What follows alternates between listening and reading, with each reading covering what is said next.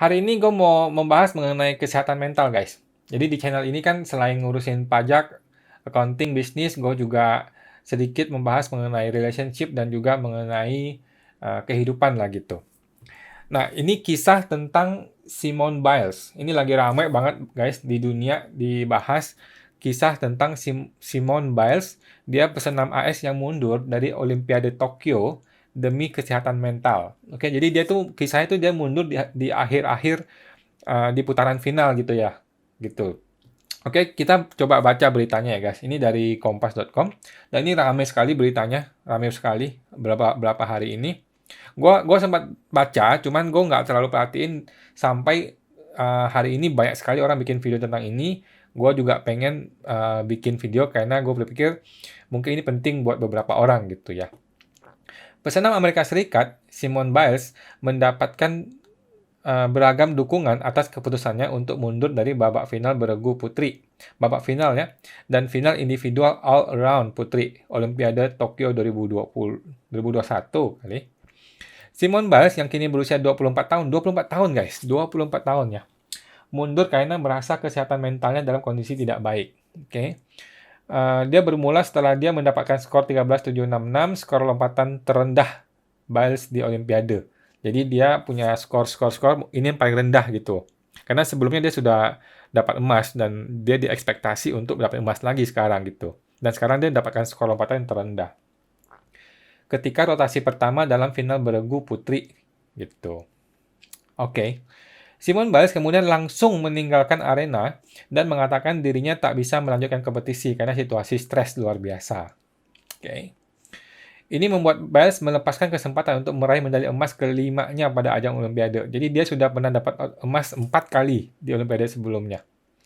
Biles sendiri digambarkan sebagai atlet senam terbesar di Olimpiade Tokyo, guys.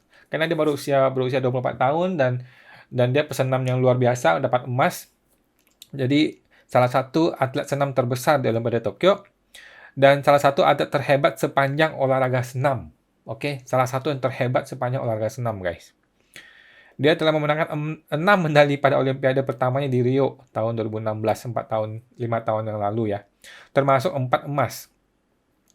Biles juga mengoleksi 19 emas di kejuaraan dunia. Waduh. Oke, setiap kali berada dalam situasi stres yang tinggi, Anda menjadi panik, kata Biles.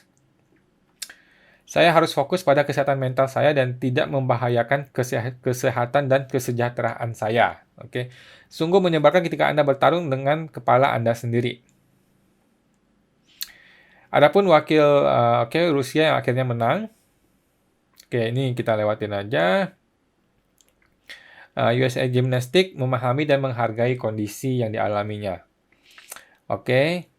Nah, ini teman-teman bisa baca berikutnya lah ya. Nanti saya kasih linknya. Oke, intinya banyak orang mendukung. Oke. Banyak orang mendukung.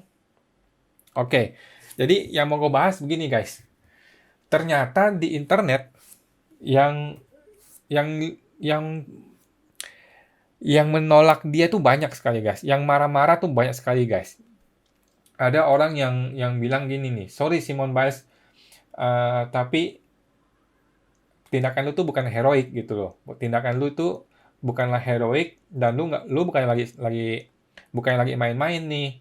Lu telah membuat seluruh tim lu down, seluruh fans lu down dan negara lu dipermalukan gitu. Jadi ada orang sampai ngomong begitu, guys. Ini orang yang ini loh ya, yang di berita gitu, bukan orang biasa yang ngomong seperti ini. Jadi banyak sekali kontroversi, banyak sekali orang yang marah-marah terhadap kejadian ini, guys. Gitu. Nah, jadi yang pengen gue sampaikan di sini apa? Yang pengen gue sampaikan ini mengenai masalah mental ya, guys. Jadi bahkan di Amerika, di negara yang segitu develop, sebegitu maju gitu ya, masih ada orang-orang yang meremehkan masalah mental. Gitu loh. Kenapa? Karena si Simon ini terlihat baik-baik saja orangnya. Secara fisik terlihat baik-baik saja. Kita tidak tahu apa yang ada dalam otaknya, guys. Apa yang ada dalam pikirannya kita nggak tahu. Oke. Bayangkan kalau lu melihat orang ya melakukan sesuatu yang lu nggak suka. Gue cuma minta please gitu, jangan jangan judge orang ini di depan gitu, jangan langsung lu judge dia. Apalagi kalau lu tahu bahwa orang itu berhubungan dengan masalah mental gitu ya. Lu bayangkan ketika lu berhenti di pinggir jalan, di lampu merah gitu ya, dan lu ngeliat ada orang yang nggak punya tangan gitu, tangannya buntung gitu ya. Lu akan dengan mudah bersimpati dan memberi bantuan, ya dong? Tapi ketika lu melihat orang yang biasa-biasa aja, bahkan orang secara fisik tampak sempurna seperti Simon tadi, terus orang ini marah-marah di tengah jalan gitu ya, ngamuk-ngamuk tengah jalan gitu, lu akan sulit bersimpati, ya kan? Bahkan lu mungkin marah-marah balik gitu. Nah, lu perlu pahami guys bahwa setiap orang itu memiliki masalah tertentu dalam hidupnya. Orang ini mungkin membawa banyak sampah emosi sejak masa kecil gitu loh, yang lo nggak pernah rasain dalam hidup lo, gitu. So please bersimpatilah pada orang lain kalau dia melakukan sesuatu yang sifatnya mental gitu loh. Lo nggak perlu bantu orang ini, maksud gua. Lo nggak perlu bersimpati terus bantu, nggak perlu. Tapi lo bisa bersimpati dengan cara tidak bereaksi negatif terhadap tindakan mereka. Oke, itu penting sekali. Dan pesan gua buat lo ya, kalau lo merasa ada masalah mental dalam hidup lo, contohnya nih, lo punya hubungan yang buruk dengan orang tua lo, itu masalah besar karena ada masalah yang sedang dikumpulkan dari masa kecil lo yang sampai hari ini terakumulasi gitu.